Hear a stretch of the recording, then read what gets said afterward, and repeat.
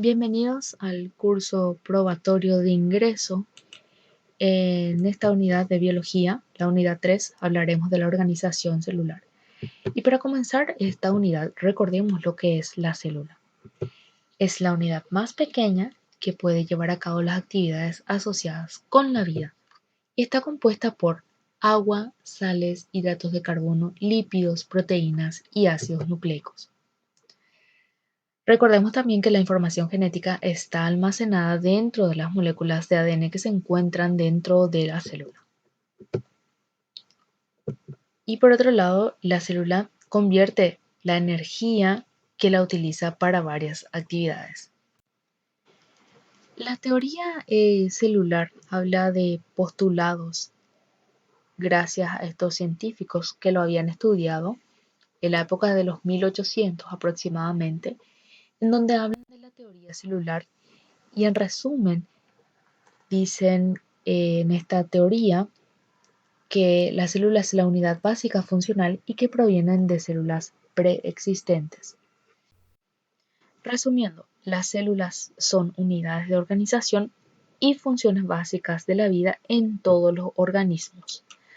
Además, todas las células preceden de células anteriores y se puede seguir ese rastro de ascendencia de todas las células vivas hasta tiempos ancestrales. En cuanto a la organización y el tamaño celular, la organización de las células y su pequeño tamaño les permiten mantener la homeostasis.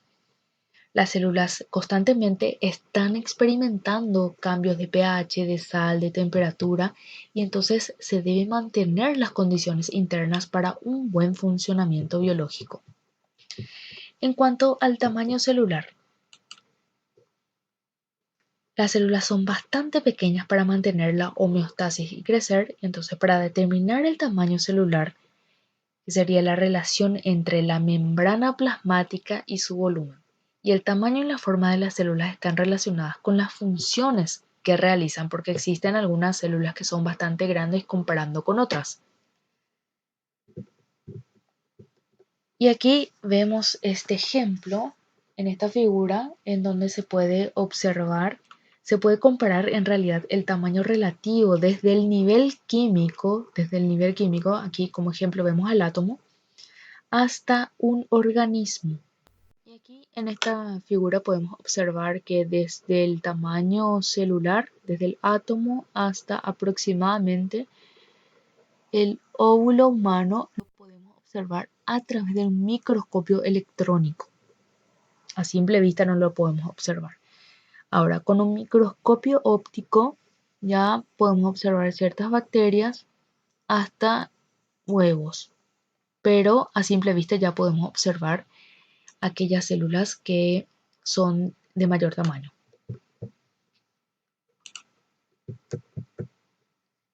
Y vemos una diferencia de nuevo con las células procariotas y eucariotas. A simple vista podemos observar que las células procariotas son bastante sencillas comparando con las células eucariotas.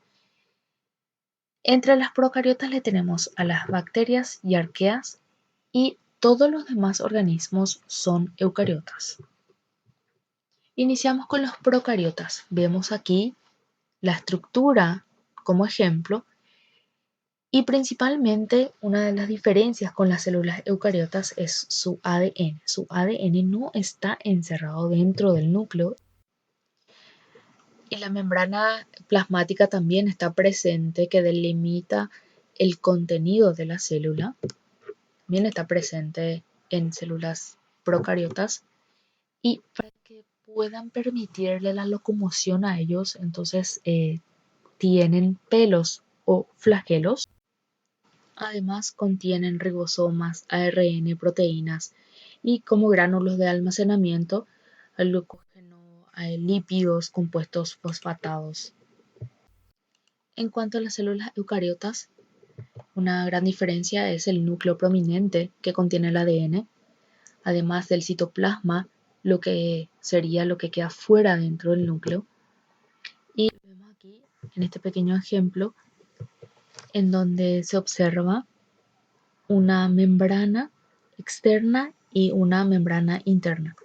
Es decir, que el núcleo contiene nuestro material genético y además de ello existe el citoplasma, sería lo que queda fuera del núcleo, y el nucleoplasma, lo que queda dentro del núcleo.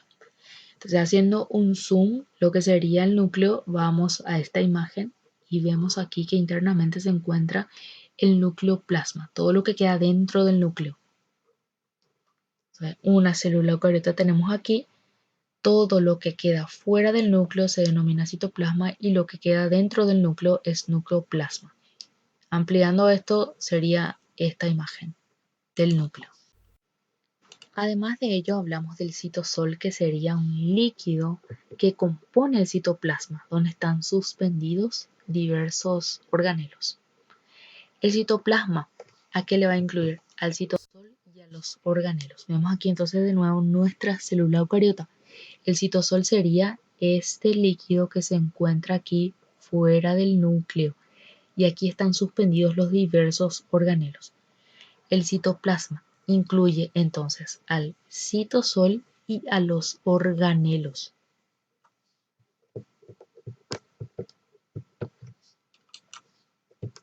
Y entonces vamos a ver algunos de los organelos que se encuentran solamente en células específicas. Por ejemplo, los cloroplastos. Los cloroplastos se encuentran exclusivamente en aquellos que realizan fotosíntesis. ¿Y cuál es la función del cloroplasto? De atrapar la luz del sol para poder convertirlo en energía, y se encuentran en células que realizan fotosíntesis. Luego vemos la membrana celular. Aquí vemos de nuevo nuestra célula eucariota, en donde contiene una membrana celular. La membrana celular divide a la célula en compartimientos, entonces permite a las células almacenar energía, y a ambos lados de la membrana hay diferencia de carga eléctrica y de concentración.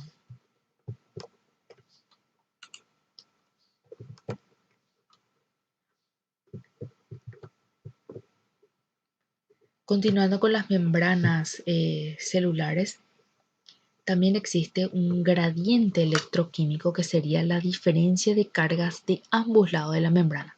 Vemos aquí, esta sería nuestra membrana, nuestra representación de la membrana plasmática, y esto sería extracelular, fuera de la célula, y esto sería dentro de la célula. Entonces, esto sería como una barrera divisoria que solamente permite pasar a ciertos iones o a ciertos elementos dentro o fuera de la célula.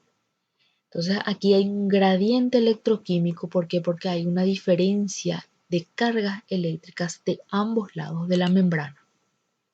Es decir, que las partículas se van a mover de mayor a menor concentración. Ese va a ser el movimiento siempre de una mayor a una menor concentración. En nuestro sistema endomembranoso, que sería la parte interna de nuestra célula, se encuentra el núcleo, el retículo endoplasmático, que puede ser el liso y el rugoso, el complejo de Golgi o el aparato de Golgi, los lisosomas, también se encuentran las vesículas y las vacuolas, entre otros organelos. Vemos aquí entonces las funciones de cada uno de ellos. Iniciamos con las vesículas, que son pequeños sacos que transportan materiales de un organelo a otro. Vamos a suponer que hay cierto movimiento de un organelo a otro de sustancias, entonces las vesículas son las encargadas de realizar ese tipo de movimiento. ¿Y cómo se forman estas vesículas? Las vesículas se forman suponiendo que esto sería parte de la membrana y viene una señal, el receptor lo recibe, hay un estímulo y se forma una vesícula y hace su transporte. Y esto se une, se fusiona a otra membrana y hace entonces que todo el contenido se asocie a esto, y ahí entonces transporta los materiales necesarios. Luego hablamos del núcleo, y el núcleo es uno de los organelos más prominentes, o sea, los más grandes dentro de la célula, que ocupa una posición relativamente fija dentro de la célula. En cuanto a la envoltura nuclear, esto sería el núcleo de una célula, vemos que contienen dos membranas concéntricas, los poros nucleares y la lámina celular. La mayor parte del ADN está localizado dentro del núcleo. Cuando este ADN se reproduce, reproduce su información y la debe pasar de manera intacta a dos células hijas mediante la replicación. Vemos aquí un concepto nuevo, la replicación, que sería entonces el traspaso de información intacta a las células hijas. Y está formada por secuencias de nucleótidos que se denominan genes. El núcleo, entonces, ¿qué es lo que hace? Controla la síntesis de proteínas transcribiendo su información en forma de ARN mensajero. Y este ARN mensajero, aquí vemos que están, con este ejemplo, esto es dentro del núcleo, vemos al ADN que está aquí adentro. Entonces, para que ocurra una replicación, el ARN mensajero es el que traslada al citoplasma, aquí afuera lo saca para que una proteína lo sintetice. Entonces, este sería el mecanismo de cómo funciona. Dentro del núcleo de la célula se encuentra nuestro ADN, de ello tiene que salir la información y lo hace a través de un ARN mensajero, lo lleva afuera hacia el citoplasma, viene un ribosoma y entonces hay ciertas proteínas que lo van a sintetizar. Bueno, vemos también aquí que el ADN entonces se asocia con proteínas para formar un complejo que se denomina cromatina. Aquí vemos entonces dentro del núcleo, esto sería de manera desordenada, vemos aquí al ADN, entonces se asocia dentro de una cromatina, que sería como una red de gránulos y hebras de las células que no están en división, o sea, se encuentra de manera desordenada.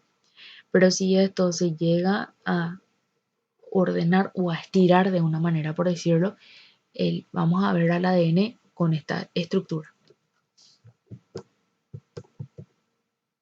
Luego vemos a los cromosomas, que a través de un microscopio lo vamos a observar de esta manera, pero en realidad lo que vemos es a las cromátidas y al centrómero. Bueno, y aquí ocurre un empaquetamiento dentro del núcleo de forma regular como parte de las estructuras que se denominan cromosomas y se hacen visibles de esta manera a través de estas estructuras filamentosas. Más o menos así, entonces se observa a través de un microscopio al cromosoma. Bueno, dentro del núcleo estamos todavía y hablamos del nucleolo, que sería una estructura bastante compacta que no está rodeado de membrana y que contiene un organizador nucleolar. Está constituido por regiones cromosómicas con instrucciones bastante específicas para sintetizar al ARN ribosómico.